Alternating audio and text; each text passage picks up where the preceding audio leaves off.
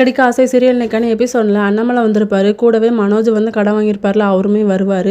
அப்போ இவன் தான் அவனை கடத்தினானா அப்படின்னு சொல்லி முத்து வந்து எகிரிட்டு போகும்போது, அப்படிலாம் ஒன்றும் இல்லை, உங்கள் அப்பா வந்து என்னோட ஆஃபீஸ்க்கு வந்திருந்தாரு, கொஞ்சம் பணமும் வச்சுருந்தாரு.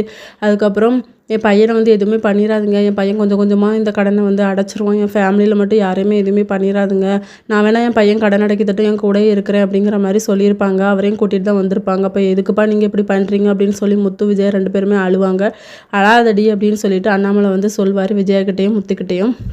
அப்போது மனோஜையும் ரோஹிணியும் கையெழுத்து போட சொல்லுவாங்க. அவங்களும் கையெழுத்து போட்டுருவாங்க. அப்பா எங்களுக்காக நீ பண்ணது போதும், எங்கள் ப்ராப்ளத்தை நாங்களே பார்த்துக்கிட்டோம், நீங்கள் 2 பேருமே கொஞ்ச நாள் வெளியே போயிட்டு வாங்கப்பா ஹாப்பியாக அப்படிங்கிற மாதிரி சொல்லுவாங்க. முத்து ரவி எல்லாருமே, ஸ்ருதி கூட அப்படி தான் சொல்லுவாங்க.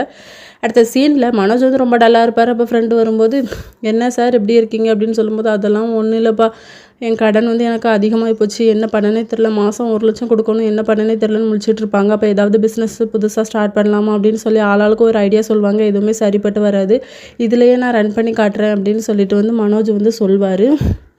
இன்னொரு பக்கம் மனோஜ் வந்து ரொம்ப ஃபீல் பண்ணிக்கிட்டு இருப்பார், நம்ம வந்து பிஸ்னஸில் எப்படியாவது முன்னேறணும் அப்படின்னு சொல்லிட்டு. இதோட இன்னைக்கான எபிசோட் முடியுது.